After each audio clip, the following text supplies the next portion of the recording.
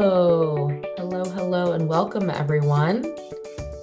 Welcome to today's session on Organic 101 for Extension Agents, Understanding Certification, Standards, and Producer Journeys. We are offering Crop Advisor continuing education credits, and that will be available through a QR code at the end of the webinar. So please stay tuned for that if you're interested in getting your CEUs. This webinar is a part of a Western SARE professional development project in partnership with Oregon Tilth and eOrganic, and of course our organization, the Organic Farming Research Foundation. Rebecca, next slide, please. So my name is Mary Hathaway. I get the pure joy of being the moderator of this session and kind of helping with a lot of the back of the house. So please, as we're going through, pop your questions or anything you need in the chat, and I'll be there to help you out. We've also got Heather Estrada, who's our Research and Education Senior Scientist, and she will be moderating the panel at the end of this presentation. And then we've got the amazing Rebecca Champagne, who is our Conservation Scientist here at OFRF, and she will be presenting this amazing amount of information. It's a lot to go through, and she has really done a great job making sure that it's a digestible presentation for how much information she's got going on. Next slide, please. And before we begin, I just want to give a little bit about our organization, the Organic Farming Research Foundation.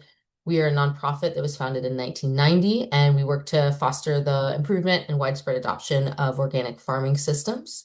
We do this in three ways. Our research work is really our foundation.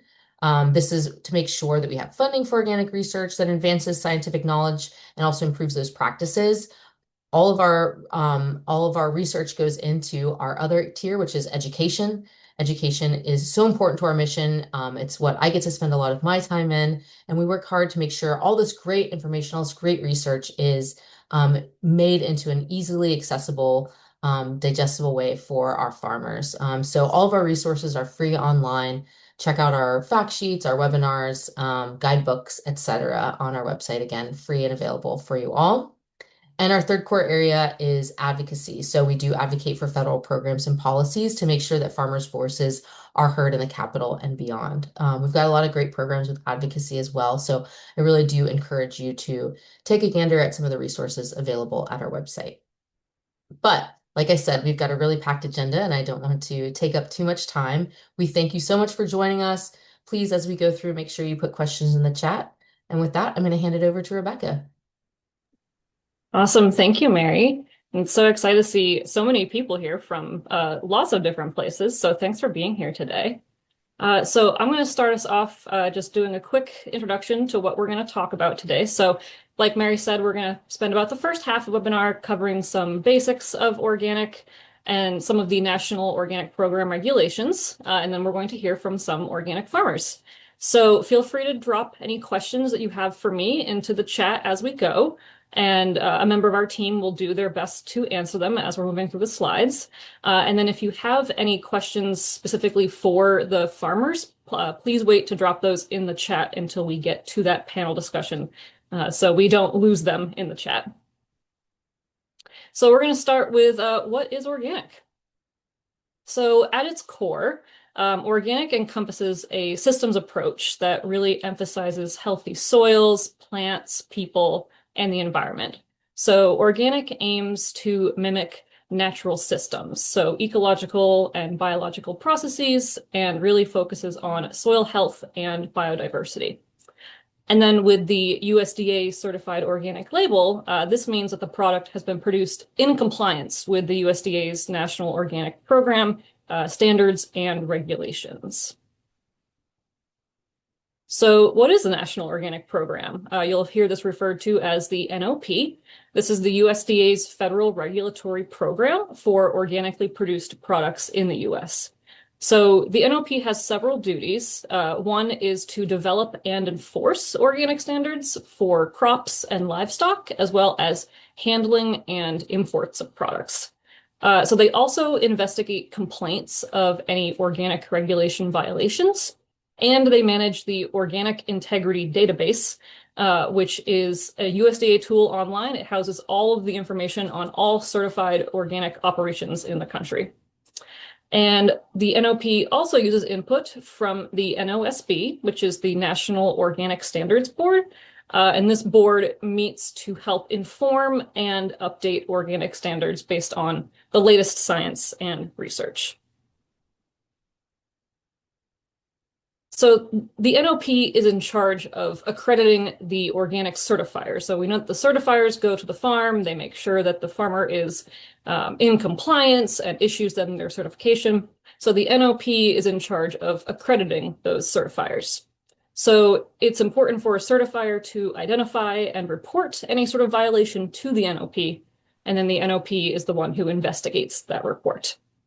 So to help minimize any fraud in the organic supply chain, mostly product imports, the strengthening organic enforcement rule was implemented in March 2024.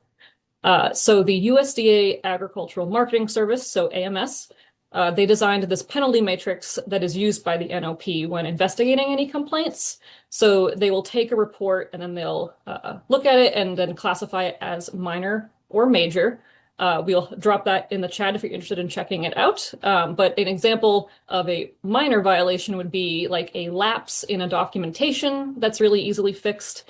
A major violation, would be like a deliberate use of a prohibited substance or falsifying records. So the NOP could decide based on the severity if they will just suspend the certification of that farm until it is fixed, or they will revoke the certification. So since this webinar is for our Western SARE project, we thought it would be good to cover some basics within the Western SARE region. So the Western SARE region includes 13 states, and according to the 2021 USDA Organic Survey, this region had a little over 5,400 certified farms that encompassed 2.29 million acres and generated nearly $6 billion in sales. So here's a snapshot of those values broken out by state. No surprise that California is at the top there, but lots of other awesome organic production happening all over that region. Also want to note that the USDA did mail out their 2025 organic survey to farms at the end of the year. So if you're working with any organic farmers, please encourage them to fill that out. It really helps the USDA with accurate reporting on organic in this country. So in 2022, the Organic Farming Research Foundation published our National Organic Research Agenda. So this surveyed over 1,000 organic farmers around the country and provided us with insight on the challenges that farmers are facing and also priority areas for research and policy. So if we look at that data in the Western SARE region specifically, farmers in this region identified challenges such as prolonged droughts, the need for more farm labor, and then markets for organic products. So they also identified some technical assistance needs related to water limitations, pest management, and soil fertility and health. So we are actually working on the next iteration of this survey right now. It will be open through the end of February. We encourage organic farmers to fill this out. It is available electronically, and if you would like a paper copy sent by mail, you can request that as well. So now we are going to go over some certification and record keeping basics. So the general rule for transitioning land to organic production is to manage the land by those NOP standards for 36 months. So this would be no prohibited substances for that amount of time. So some of those substances could be things like synthetic fertilizers, non-organic pesticides, and GMO and treated seeds. So OMRI, so the Organic Materials Review Institute, has a comprehensive list of any allowed and prohibited substances. So we'll drop the link to their site in the chat. You can search a product name and it will tell you if it's allowed or not, or any sort of limitations that there are to applying that. So that 36 months is the general rule, but this timeline can vary though, depending on how the land has been managed. So it all depends on the date of application of any prohibited substances. So let's say a farmer buys some land that has never been farmed, or it has not been farmed in a very long time. It could be eligible for certification right away if they can prove that nothing prohibited has been applied in the last 36 months. But let's say there's part of a farm that a farmer wants to certify, and they have it in corn, and that corn receives a herbicide application. The 36-month rule would start from the date of that herbicide application. So rules for transitioning livestock can vary by species, but in general, all livestock with organic certification must be fed an organic diet. They cannot receive antibiotics or growth hormones, and they must have access to the outdoors. So for milk animals, they must be under organic management for 1 year before their milk products can be certified. For meat and fiber animals, this starts in the last third of the mother's gestational period. And for poultry, it starts the second day of the chick's life. And this is really to allow organic poultry producers to purchase from non-organic hatcheries and then start those chicks on organic management in that second day. So that's for crops and livestock. I'll just briefly touch on some processing and handling. So there are rules separate for processing and handling. What we're talking about today is for the crop and livestock aspect, but in the NOP handbook, there are specific regulations for the handling of goods. So if the farmer is marketing their raw goods directly to a consumer or a restaurant or retail, they just need the producer organic certification. But if any sort of processing is done, it requires an additional certification for handling. So if a farmer wants to do any sort of these examples of processing on their own farm, they are going to need both kinds of certification. But if they are sending the product to someone who does this processing, that person who does the processing is who will need that handler certification. So some examples of this could be slaughtering animals, pasteurizing milk, grinding whole corn into cornmeal, or pressing fresh apples for cider. So anything that is not the raw good. So like I said, we're going to focus on the producer certification. So the certifying body is going to follow a certain set of steps for that initial certification, and then a smaller subset of steps annually thereafter for continuing and reissuing the certification. So this is going to involve the farmer using organic practices, then submitting an application to the certifying agency. The certifying agency will send someone to inspect the farm and go over all the records, and they are going to make sure that it is meeting all of the organic requirements. And then they will decide if the farm will be issued certification or not. So if they're issued certification, the farmer must then document all of their farm activities, and then these are reviewed by the certifier annually to reissue that certification.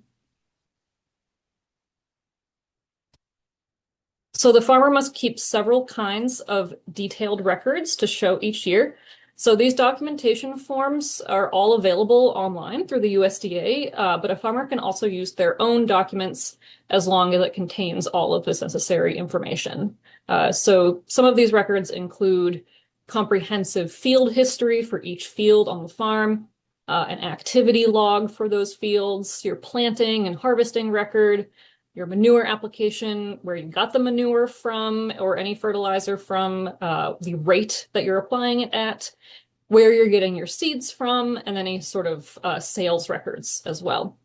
And additionally, if there's a farm that has both a conventional side and an organic side, so they're considered a split operation, they also need to have records that show that they have cleaned their equipment before it is used in the organic side of the farm, if they are using the same equipment for both the conventional and organic parts of the farm. So we've gone over some of those basics of certification, record keeping. We're also going to look at some certified organic label requirements, how that compares to other labels, and then some organic myths. So by the USDA standards, in order for something to have this certified organic label, it must contain 95% organic ingredients. You're probably wondering, why not 100%? So up to 5% may be non-organic products, but they must be approved for use on that national list of allowed and prohibited substances. So, for example, plastic mulch is not an organic material because it is made from petroleum, but it is approved for use in organic production. And another example is pheromones for insect pest management. And then similar to the 95% organic is the term made with organic. So this still has to be inspected, but it cannot use the organic seal. So it has to contain at least 70% organic ingredients, and on the ingredients list of that product, it must specify which are organic. So there's a whole lot of other labels that exist out there. Some that require an agency's certification and others that are not certified. So the certified organic label obviously is through the USDA. Some other examples would be Fair Trade, American Grass-Fed, the Non-GMO Project, and American Humane. So these are all separate from USDA Organic, and they require a certification from these agencies that issue these labels. On the other hand, there are labels that do not require an inspection and certification. So that would be claims like raised without antibiotics, hormone-free, free range, and natural. They do not require that certification to use these terms. Unfortunately, this can confuse a lot of consumers, but if the label is associated with an agency, you can look them up, you can see if they require some sort of certification to use those labels. So we're gonna play a fun little game. We've got a few organic myths, and would love to hear in the chat if you've heard any of these myths before. The first is that organic farming is only small scale or maybe occurring in urban farming environments. So the fact is that there are a lot of small scale and urban producers that use organic practices or are certified organic, but USDA certification and regulations apply to all farm scales and locations equally. So there are a lot of organic farmers that produce at a larger scale, and the same certification and regulations would apply to all of these farms. So a half-acre urban farm that is certified would have the same rules as a grain farm that is a few thousand acres. So the next myth is something you might hear a lot. Organic farming doesn't use pesticides. So the fact is that organic farming does use them, but they are NOP approved and they are non-synthetic. It's also advised that they should be used as a last resort for pest management and not as like a silver bullet approach. So some examples of these organic pesticides are neem oil, pyrethrin, insecticidal soaps, diatomaceous earth, and plant essential oils. And then the other myth that we hear a lot is that organic farming yields and profit are much lower than conventional. And this might have been the case a long time ago, but not so much anymore. It can be common for farmers to see a decline in their productivity when they do that 3-year transition period before getting certified. Really, you're quitting using any sort of synthetic products, and you sometimes see a little bit of loss in productivity while you're trying to refine that system and really figure out those organic methods. But after those 3 years and over the long term, yields and profits can match or sometimes exceed those of conventional operations. So this is really attributed to improvements to soil health and biodiversity and increased resilience to climate risks and overall helping lower input costs and providing long-term benefits. So now we're going to get into the NOP regulations. So this handbook that we put in the chat with the NOP regulations is a very large document. We are not going to cover every bit of detail for all of these areas, but just some of the basics of what is required of organic producers. So we already touched on the basics of those land requirements and land use examples, so that no prohibited substances for a period of 3 years. I also wanted to highlight that the NOP requires defined boundaries or buffer zones, so it's clear if a field is under organic management. This is really to prevent the unintended application of a prohibited substance that would accidentally cause loss of the certification. So using hedgerows or buffers, even having signage up for organic fields that indicates that it is organic. So organic producers have to place a lot of emphasis on soil health and nutrient management.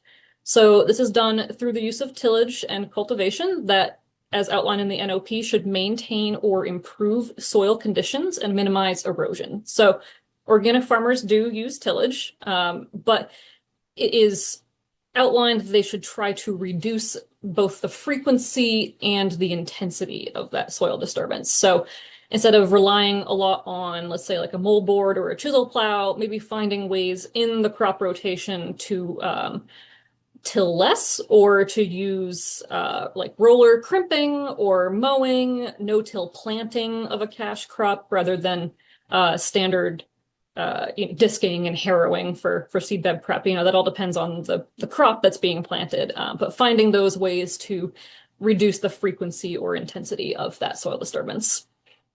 And it's also outlined that they must manage nutrients and soil fertility through practices like crop rotation, cover crops, and then fertilizers that are derived from plant and animal materials. So the overall goal is to maintain or improve that soil organic matter without contamination of crops, soils, or water. So the NOP also requires producers to use organic certified seeds, seedlings, and planting stock. There are some exceptions. So the use of non-organic but untreated seed only when an organic certified equivalent is not commercially available. And that does have to be documented for the certifier if they could not find that commercial organic certified variety.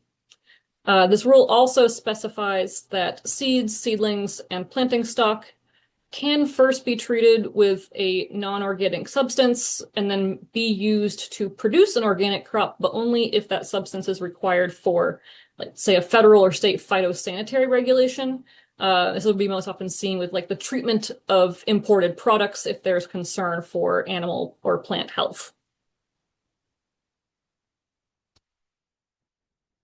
So like I said, there's a lot of emphasis on biodiversity in organic systems. So stressing a diverse crop rotation where possible. So along with the farmer's cash crops, this can include things like sod or cover crops, green manures, and catch crops.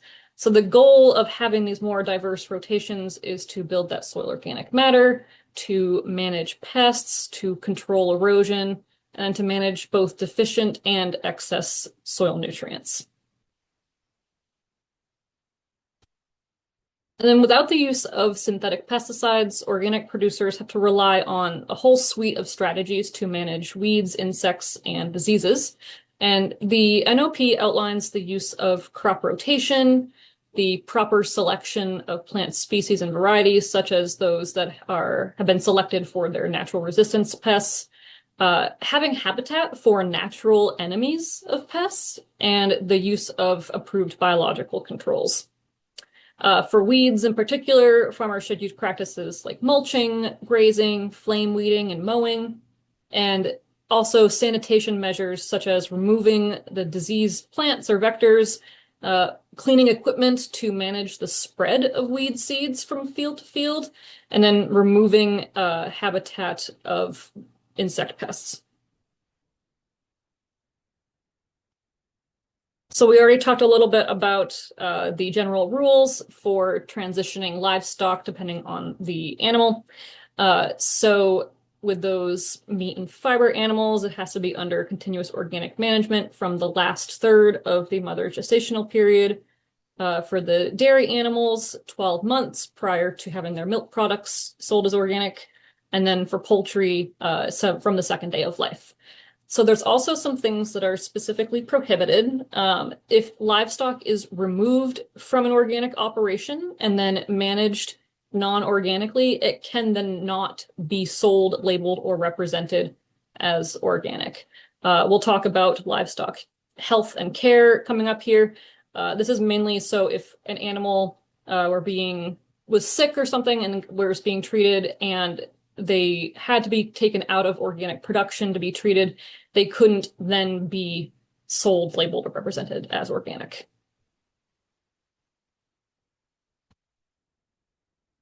So livestock feed, it has to consist of a full and balanced diet. This should be made up of pasture, forage, feed, and any needed concentrates. And all of these have to be produced and handled organically. So for ruminant animals, they have to graze for a minimum of 120 days per calendar year. 120 is the minimum. There are some states like Vermont, I believe, requires 150 days. So it can depend on, the ecological and climatic region you're in, but the minimum is 120 days. But this does not need to be a continuous 120 days. So if there were weather conditions that would cause harm to the animal or to soil and water quality, they don't have to be in that continuous 120 days as long as they're meeting that over the course of the calendar year.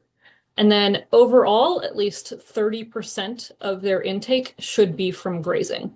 And there are calculations on the USDA's site on how to calculate that, how much would come from pasture versus forage versus feed.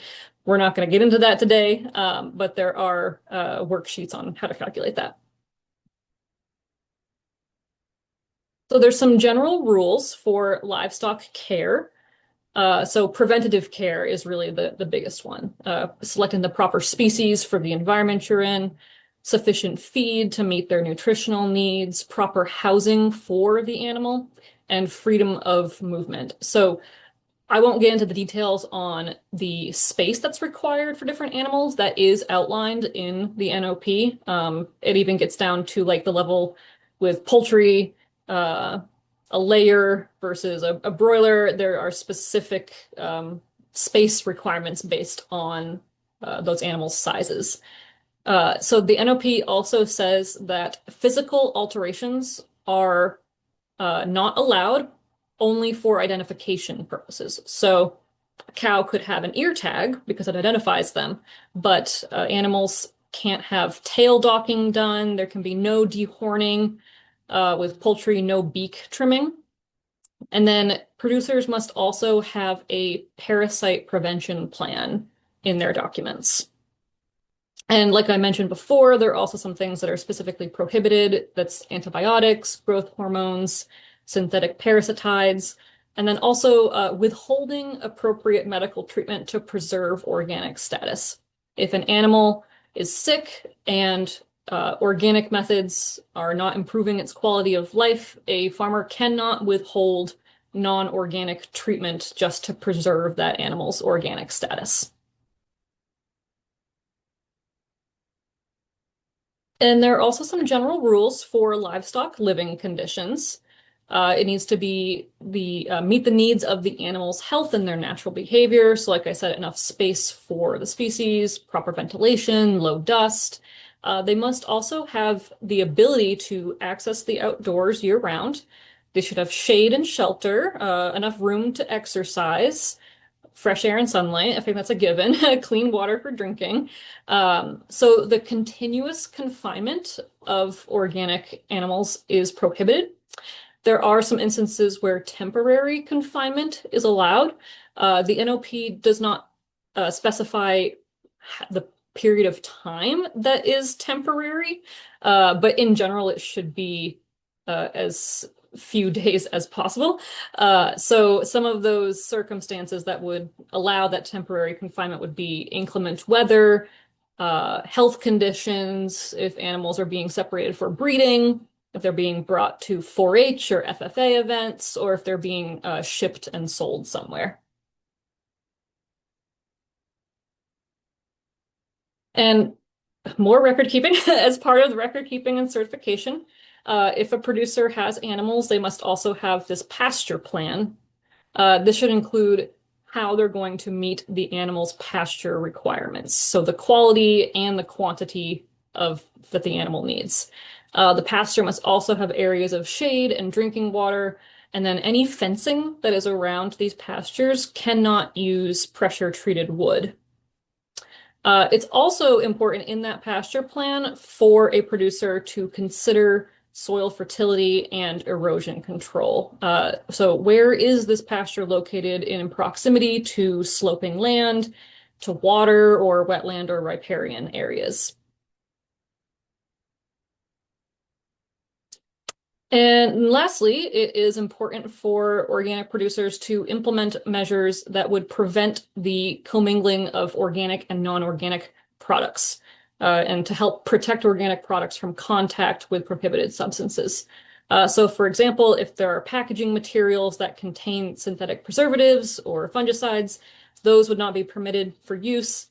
If a producer is using reusable bags or reusable containers, which have been in contact with non-organic substances, they have to be thoroughly cleaned before reuse. So if a farmer has, especially that split operation where they have organic and conventional parts of their farm, there must be these measures in place to prevent contamination of the certified products. So that was a lot of NOP stuff in a short amount of time. We encourage you to ask any questions in the chat about that. I'll do my best to answer them. And then we also can drop, again, the link in for the NOP handbook, which has all the information for each one of these sections that I went through. And then we also think that there are some other resources that you'll find useful for learning about organic systems and requirements. We will drop those in the chat as well, including some steps to certification, some financial resources that are available for organic farmers, a podcast on organic certification, and then our research hub. So us, Organic Farmer Research Foundation, last year started this organic research hub. It's all kinds of organic research, so fact sheets, webinars, peer-reviewed journal articles, across many different topics, and it is all free to access, no paywall on anything. So we'll drop those links in the chat for you. And Heather, I will turn it over to you. Hey, actually, Rebecca, there's a few questions in here, and just because we're good on time, would it be okay Yeah. if we just answered some for the group? It might be a little bit helpful. Sorry, Heather, 1 second. Yeah, no, that's fine. I'll do my best. Great. Yeah, there was a couple I just think that might be nice for everyone to have a little bit of, and let me just start from the top here. So we had a question from Anthony about who oversees the compliance of organic standards on imports coming into the United States. Oh, on imports, yeah. I'm not sure about that. Yeah, It's we'll not look into it. it's not the certifying agencies. They're looking for violations on the farm or at like a handling facility. But within the USDA, there's definitely going to be, a group that it's monitoring those. It's the National Organic Yeah. Program, which is found within AMS. So they're the ones who kind of oversee it. And of course, as Rebecca said, the certifiers are the ones who are making sure that there are no compliance issues, and these are being documented. The standard is the same for imports as it is for what is domestically grown in the US. Thank you, And Thelma. that's where that strengthening organic enforcement rule has really come into play in the last couple of years, is making sure that what is imported, all those products are still meeting those rigorous requirements of what is produced here domestically. Perfect. Thank you, Rebecca. Thank you, Thelma. Another one, and this is kind of around your slide about the handler's license. So Mhm. if you're a producer that grows apples, but then also wants to make cider, would you need both of those certifications? You would, yes. If you were doing any sort of processing of raw goods on your farm, you would need both of those certifications. And there's a similar one about transplants. So if you're selling transplants out, would that be a different type of certification, a handler's certification, or would that be within I their believe compliance? that's considered a raw good. Yeah. Great. Wonderful. I think there was just a few more. And this one kind of about sort of like all the crazy labels. And this is a big one, so you don't need to spend too much time, but there was a question from Dorothy of what is regenerative organic? Oh man, that's a go. Actually, does someone want to drop our regenerative is organic link into the chat? Yeah, regenerative is there's no set definition. Organic really encompasses a lot of the principles that regenerative does as well, focusing on soil health and natural systems. But we believe that, organic was really like the first example of regenerative because it's a verified legal standard. So they may encompass a lot of the same principles, but regenerative does not have a verified legal definition. So I guess you could kind of consider it a little bit of a buzzword. It's still great that there's so much attention on it and that people want to use better, more sustainable practices on their land. But yeah, it's not a verified legal standard like the USDA certification is. Yes, absolutely. So the Great. link is put in there, and I see, Mary, you put the one that Other one. is for regenerative and organic, and I know there's another question on that. We put ours, which explains a little bit about the proposed definitions of regenerative, and in some cases, regenerative is the goal is very similar to organic to conserve soil, to protect species. However, without any legally binding definition and standards, for example, some regenerative growers can apply herbicides to deal with weeds, which then is still negatively impacting the land. And when you're getting into the regenerative organic label itself, we consider that as an organic plus. So using the organic standard and that certification as a baseline, and then improving on soil health practices to enhance the organic label. Yes, Yeah, perfect. great, Thank you. great question. Yeah, there's a lot of confusing labels out there. I know that's why I wanted to touch on those and understanding what is coming from a certified agency versus Perfect. just Just used a as a few more, and then we'll get to our marketing tool. farmer panel, I assure you. There was a Yeah. great one, and I think this comes up a lot. So for raw land, never being farmed or grazed before, can soil tests for prohibited substances established that the land can be quickly certified? Yeah, so using like the land lease records and whoever owned it and soil testing and plant tissue testing. Yeah, if it can be proven that nothing prohibited has been applied in the last 36 months, it will be eligible for certification right away. Yeah, great. There's also a question, I think this is a good one. Why do fees differ between certifiers? What factors are considered when certifiers are deciding their prices and procedures for certifying land? You know, I don't really talk to a lot of certifiers, so I'm not sure if I have a good answer for that, because they're all following the same USDA requirements and NOP requirements. Maybe if any of our farmers have an answer for that, or we can Can maybe weigh in talk to a someone. little. I don't have Yeah. the Yeah. best answer, but I do know, the pricing that each of the organizations, the certifying agencies set also reflects the amount of visits that their certifiers are going to make out to a farm, their wages, how they're paying the certifiers that are going out to those operations, as well as their overhead fees.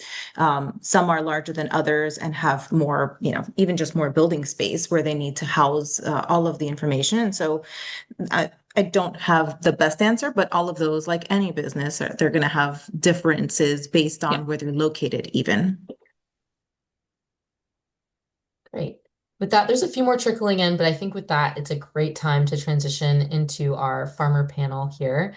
So, excuse me, I'll pass it over to Heather, but please keep the questions coming. This next section of the presentation is going to be really informative and I think help answer more of your questions. So thank you. And Heather, please take it away.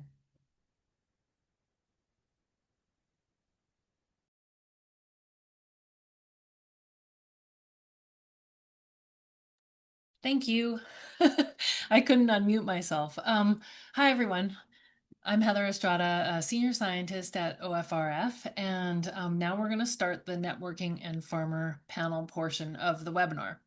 So before I start, I just want to say that in addition to this farmer panel complementing our Western SARE project, the discussion is a continuation of our Seeds of Success series, which gives a place for farmers and technical service providers and extension agents to have informal conversations on topics of interest to them.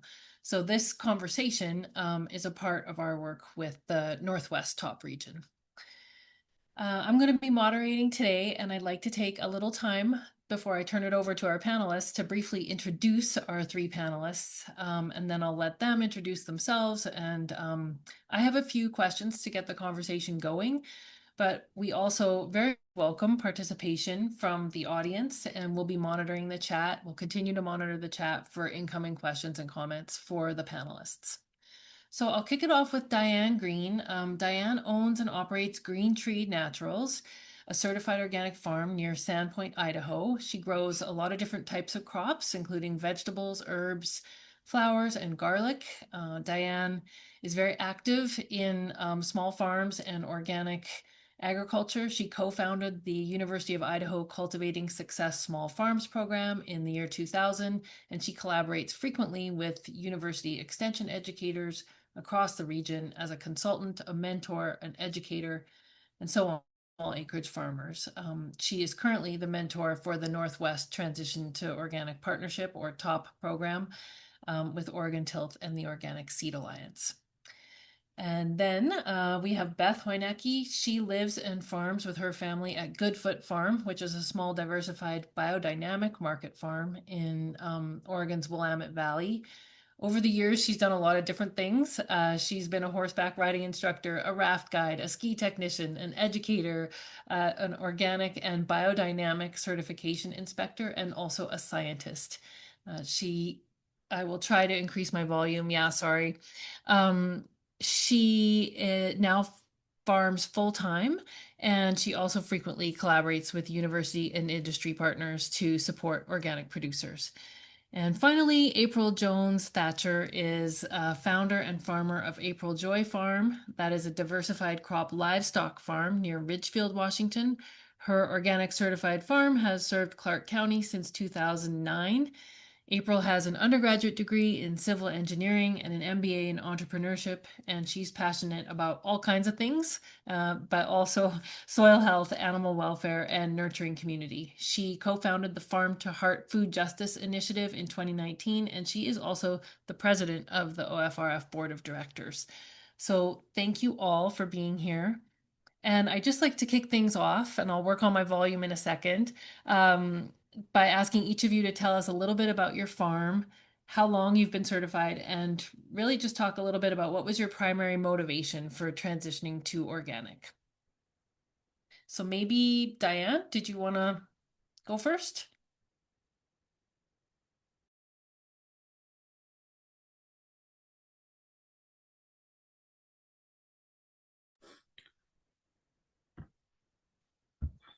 There we go. Can you hear me? It was saying I wasn't unmuted. Well, hello everyone. Thank you for having me.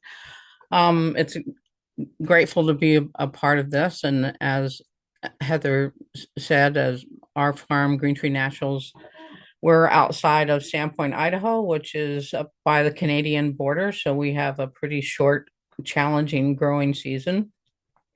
We have been growing since 1989 and jumped on the organic certification the first year that the program became available. And I started getting involved with that in 1990. And we certified as soon as we were able. So we're going on our third decade of being certified organic. We are a small acreage farm. We started out with just 2.5 acres and have downsized to what we are referring to as retirement farming, as my husband and I are both in our 70s now.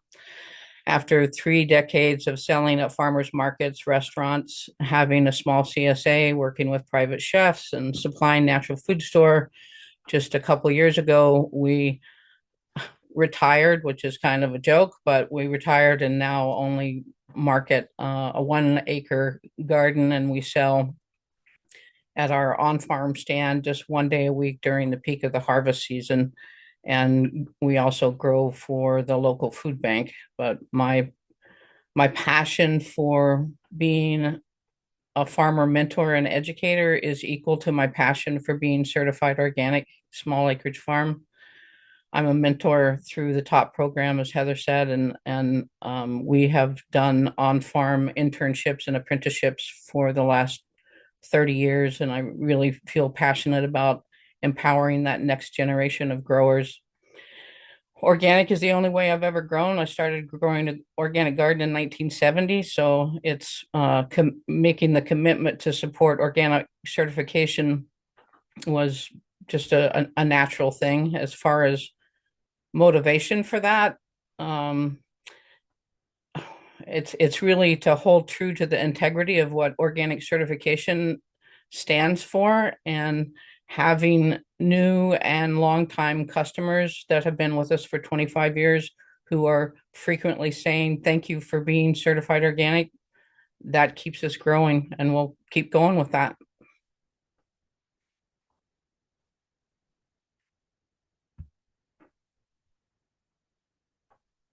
That's answering those questions. I can say more, but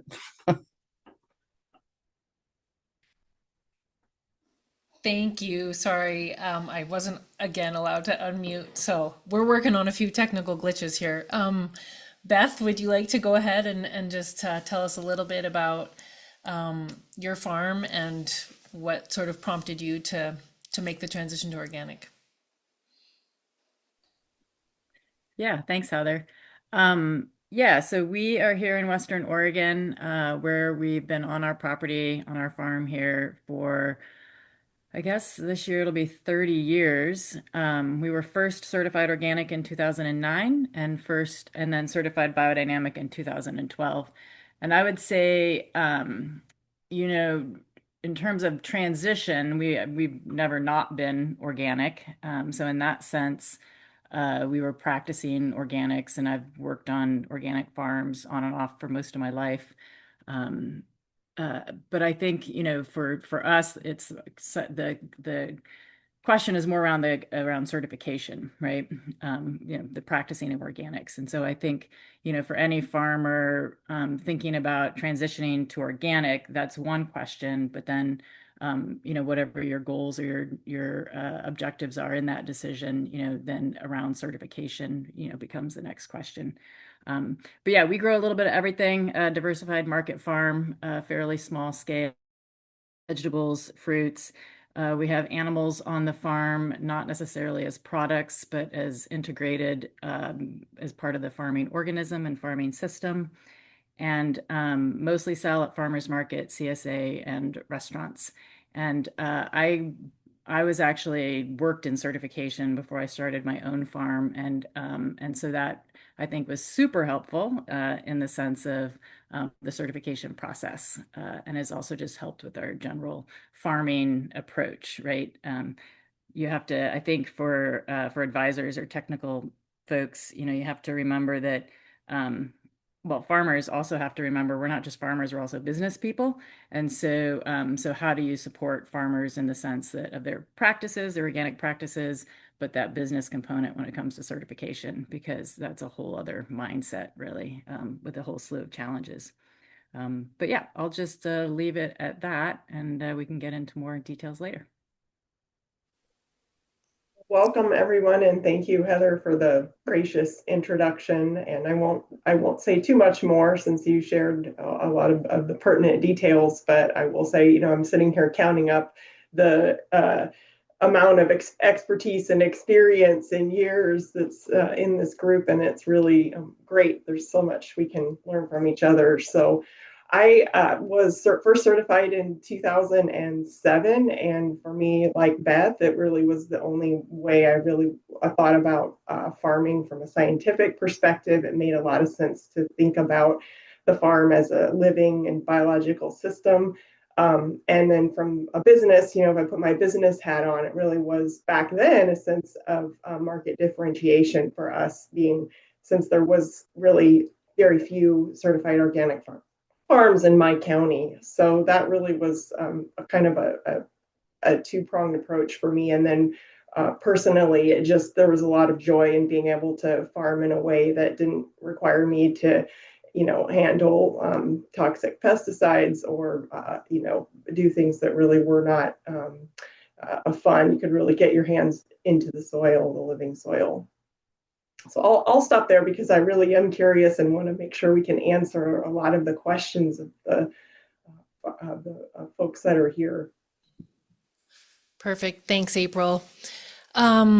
What surprised each of you most about the process once you got started to transitioning? And I guess a second part of that question is, what part of the certification process or the NOP regulations did you find sort of challenging or confusing? Oh, I'll just jump in and say for me, I think that the initially just understanding the language and the documentation and all of the different steps of what an organic system plan entails. Initially that can be a little bit, I would say, daunting unless you have an advisor or a mentor or somebody who's been through it, who can really help translate some of that jargon almost.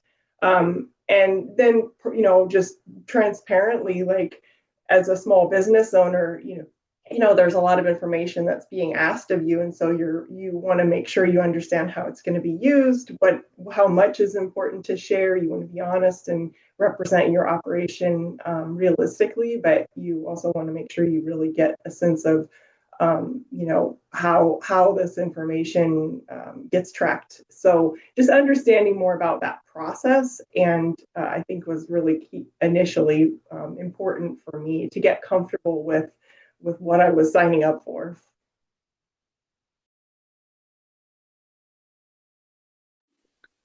Yeah, I would add that, I knew a lot about certification before I got into it, so nothing surprised me in that sense. But I would say that one of the most challenging aspects of engaging in certification is that, the National Organic Program standard is essentially a one size fits all. I mean, it's a standard that applies to everybody. We're all subject to the rule, as we like to say. But there's the diversity of farms out there. Organic farms is enormous, right?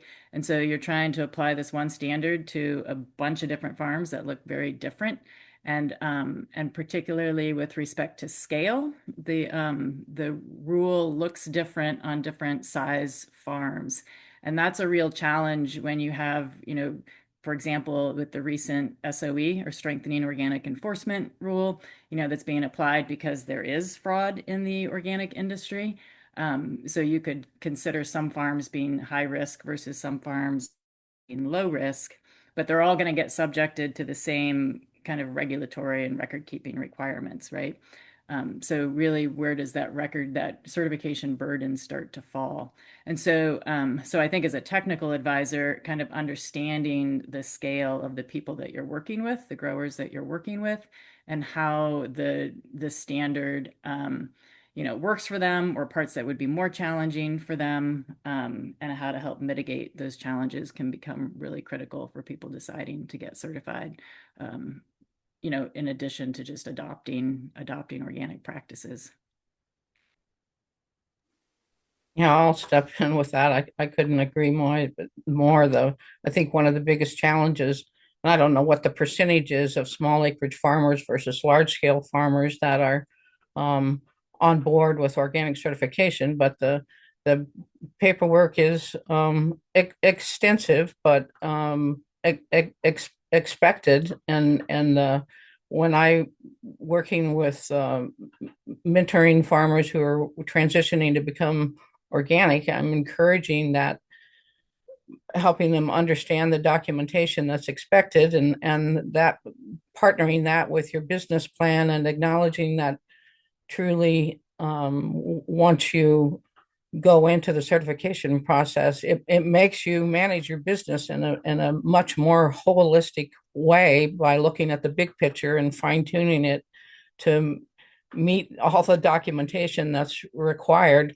I think that's probably the most daunting task for most small acreage farmers, is just getting there. I served on the Idaho Organic Food Advisory Council in the early years when they were offering input for the national organic standards, and I was there representing small acreage farmers and kept saying, but what about the little guys? What about the little guys? But it had to be a one size fits all, and I understand that.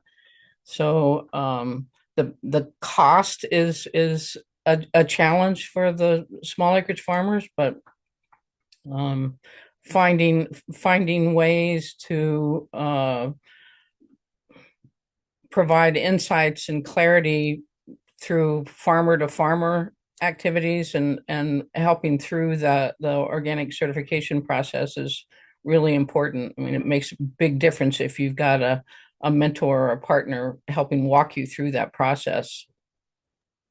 I just want to underscore what Diane said because it's just so important. I really think in hindsight, looking back, the certification process is really a chance to take a challenge of what we hear as a myth, or as a maybe not a myth for many of us, but like that it was daunting. There is a lot of paperwork, right? And to turn that from a challenge into a real opportunity to ask a lot of hard and difficult questions about your business as a farmer, and to really get some clarity on what those answers are, and to use that as a way to really increase the viability of your operation, and to be really clear about what it is how you're going about that. So for me, I think what she just said is so critically important. It turned out to be such a great thing, because it's a way to really think about your business in a holistic, your operation in a holistic way. And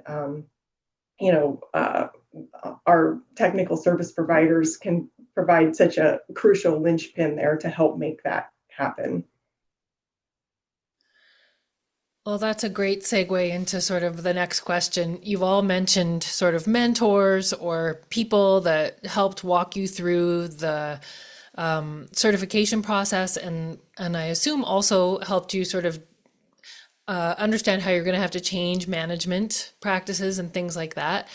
I wonder if each of you could identify or just speak about some of the resources or people who were particularly helpful for you as you went through the transition.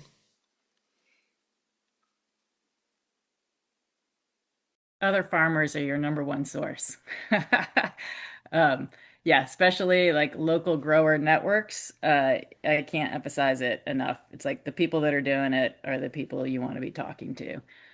So those folks for sure. And then that being said, I would say our university extension agents, and to a large degree because they are also involved with other local growers and grower networks, and so they have really relevant information.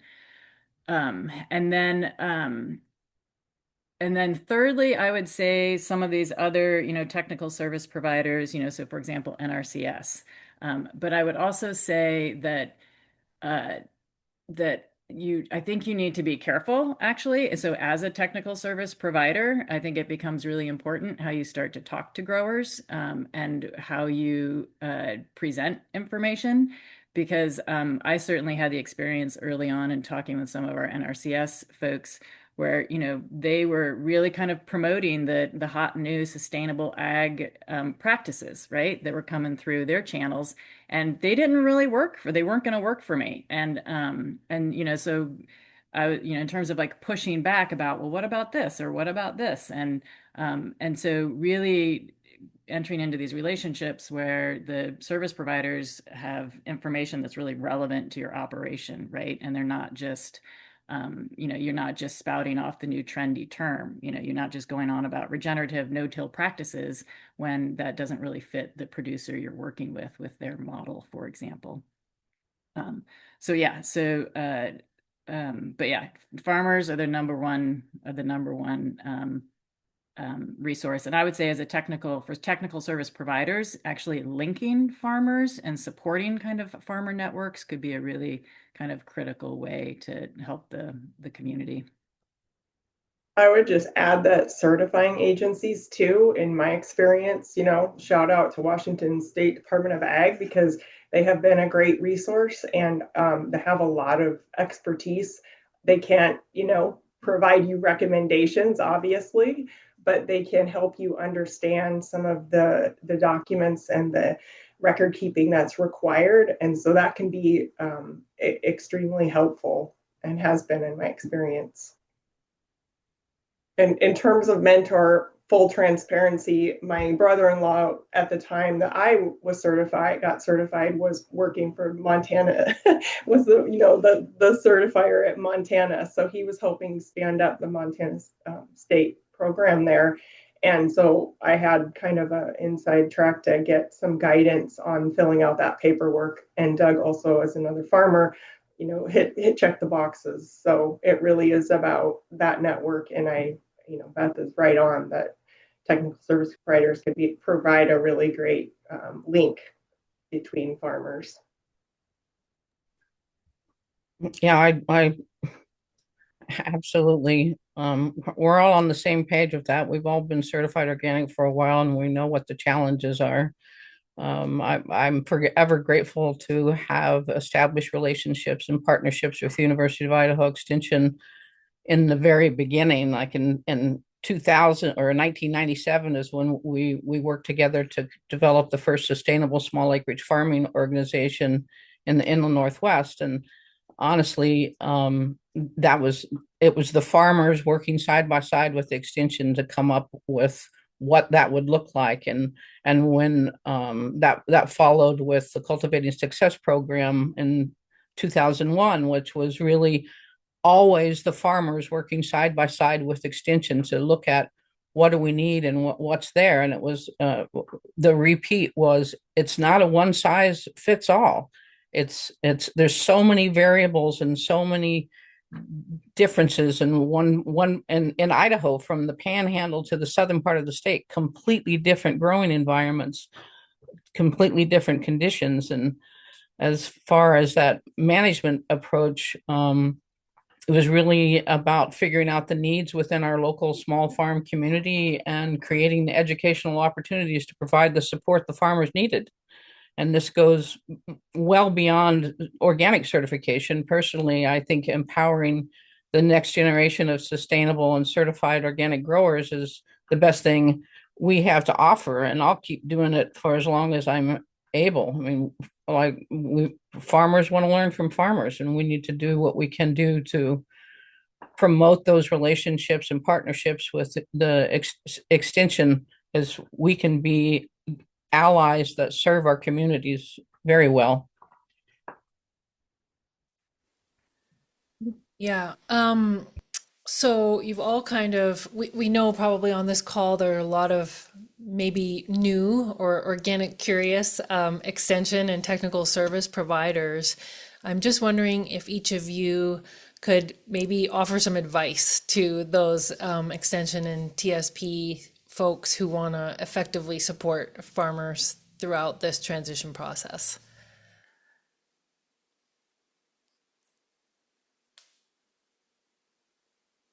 Well, I think a good starting point is to find a connection with a local certified organic farmer and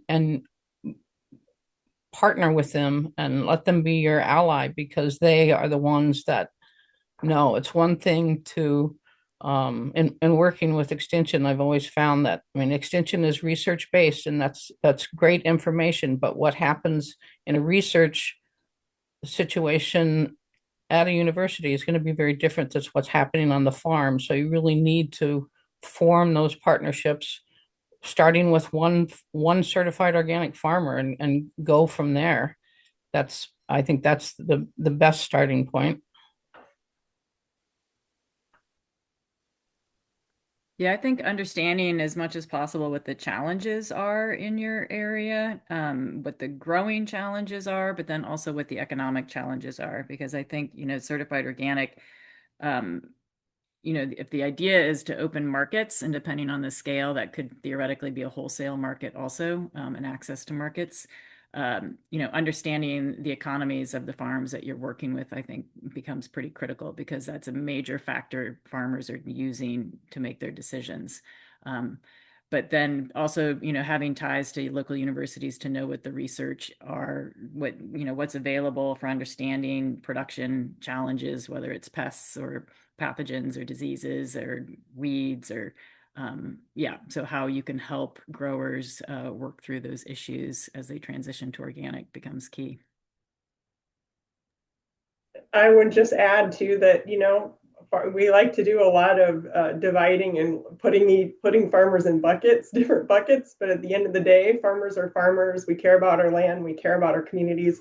We want to, maybe the strategies and the techniques that organic farmers are using may be different than farmers that you've worked with in the past, but we're still farmers at heart. So, really coming from that place of, that we all are, what are the goals and what is the farmer trying to really achieve is a good place to start. And shameless plug for OFRF, there's lots of great resources free to everyone that can really help you boost your learning about organic farming, and I would encourage all of you to keep doing what you're doing in terms of learning, and appreciate you joining this webinar. And we're here too, I'll say, like, happy to share what I know and help get NRCS folks connected with others as questions arise. For that plug, April. I do also see a comment from Vicky in the chat that says, as someone who has been an organic educator, they've received help from organic certifiers to better understand rules, regulations. And so I think that's also an option. Of course, it's important to connect with the farmers and know what's happening in your region, in your space, the different production systems, but also knowing directly from the certifiers, from their perspective, how they interface with farmers is really important. I did see another question in the chat, so I just want to pose it now for Beth. Someone said that they also saw that you're on the directory for Real Organic Project. So if you could just speak to that a little bit. Sure. And this is actually going to open up a little bit of a can of worms here, but I'm just going to go for it. So as of last week, actually, we just dropped our organic certification, decided not to renew this year for the first time since 2009. And so the Real Organic Project, that will actually change because to participate in the Real Organic Project, you have to be certified organic by an accredited certifier. And so this gets at this question about what's happening, I think, in the organic landscape in terms of differentiation around certification and what organic means and what it doesn't mean. And the Real Organic Project was founded to essentially kind of reclaim what some folks would call the original organic meaning, right? Which is very soil-based. And so the Real Organic Project is a program that recognizes farms that grow in soil. So it was a pushback against the approval of hydroponics in organic production.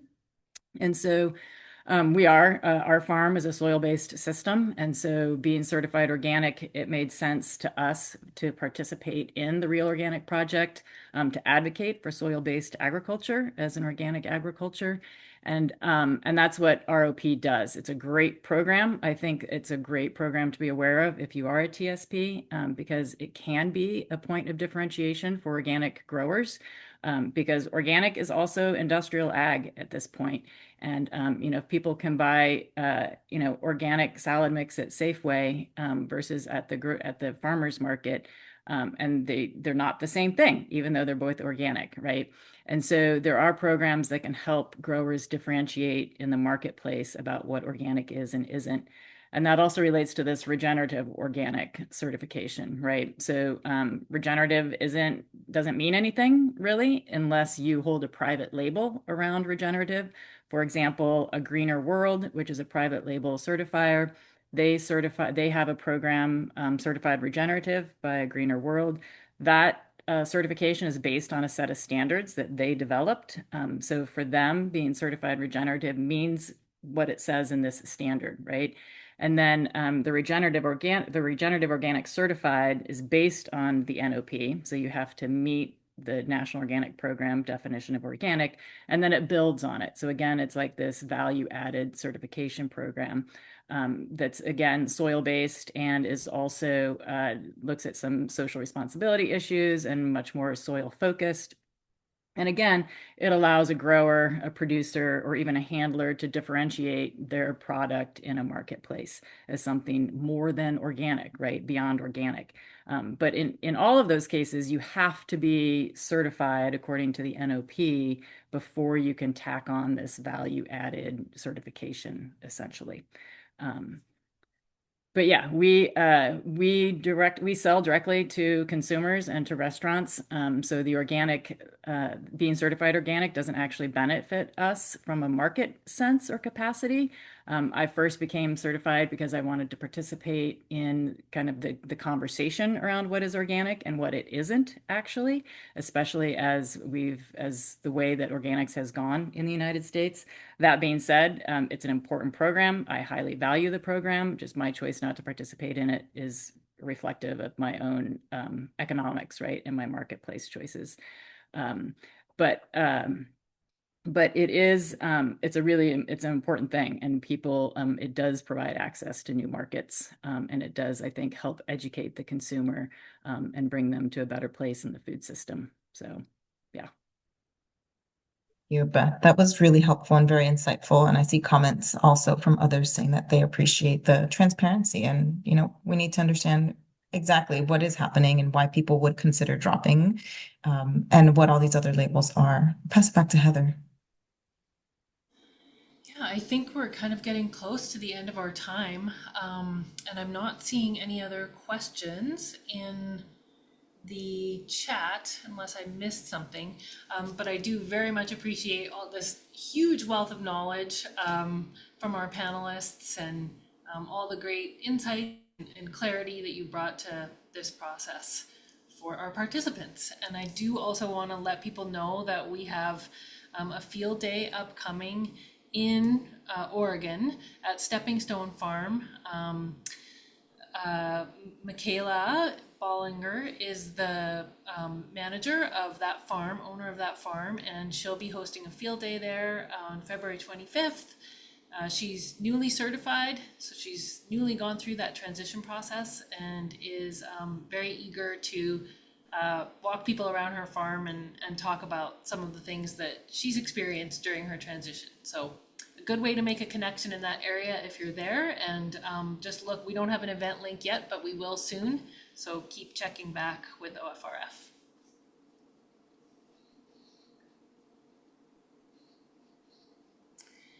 And yeah, so these are some of this is our website, ofrf.org. Thank you so much, Eddie. I can be reached at heather@ofrf.org, and Rebecca's email address is there as well. And this is a QR code on this screen here, which will help. Well, I guess it's a QR code that will link you to the Certified Crop Advisor app, where you will be able to fill out the forms for your CEUs. And if you have any troubles with that or any questions about that, please feel free to email either Rebecca or me, and we'll get that sorted out for you. So thank you, everyone. Appreciate you all being here. Thank you to all of our speakers. Thank you especially to our farmers for sharing their insights and all that great information about what organic certification has meant for them in their journey. Again, please scan that QR code if you need your CEUs. It'll be one professional development credit. Thank you again to our presenters, and we hope you stay tuned for more of our projects here with both the Western SARE. We'll be doing more technical service webinars and field days, and our Seeds of Success events, which will be some more of these wonderful farmer panels. So thanks again. Hope to see you soon.